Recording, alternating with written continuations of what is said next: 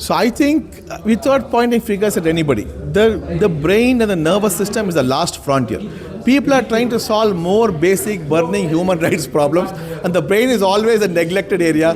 Too complicated, not much is known. The moment you don't know much, you like sort of push the can down the road. I think that is what has happened. And because it has so many moving parts and it varies from individual to individual, it becomes very difficult for us to get a handle on what's going on. I'll give you a simple example. Wherever I go, I start by showing this pen. What is this? People say it's a pen. My next question to all of you is, are eyes telling it's a pen or brain telling it's a pen?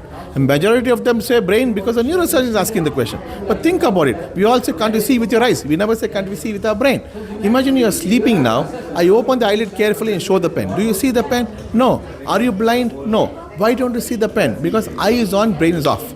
Is your tongue telling you vanilla ice cream or brain telling you vanilla ice cream? Is your ear telling you Sonu Nigam song or brain telling you Sonu Nigam song? You put your kidney to me, same susu. My kidney to you, same susu. Your heart to me, same dub-dub. My heart to you, same dub-dub. Same vanilla flavored activity from the day we are born to the day we die. Your brain to me cannot do neurosurgery. My brain to you can't do what you're doing, because this is the only organ in the body which has individualized software that nobody understands.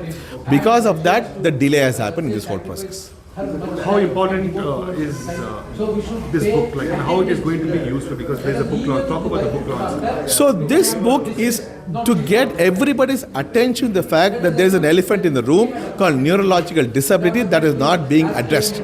So we have put everything together as a good starting point for all, and written in a way that everybody can understand. There'll be obviously some certain technical terms that I can't make it any more simple, but we are trying to simplify it as much as possible. So once you start reading, everybody will get interest in this subject, and then it will start going into big movements, so that, because accidents are not going to stop, strokes are not going to stop, spinal cord problems are not going to stop. So this is a movement which will only end when humanity ends. How this book is going to be useful for is it going to be useful for a common man also? Yes, because common man will understand that many of my symptoms are because of the brain. Many of them don't even know this is coming from the brain. They have no idea what is going on. So that is the problem. So at least to know that I have this problem and I'm coming to you for help.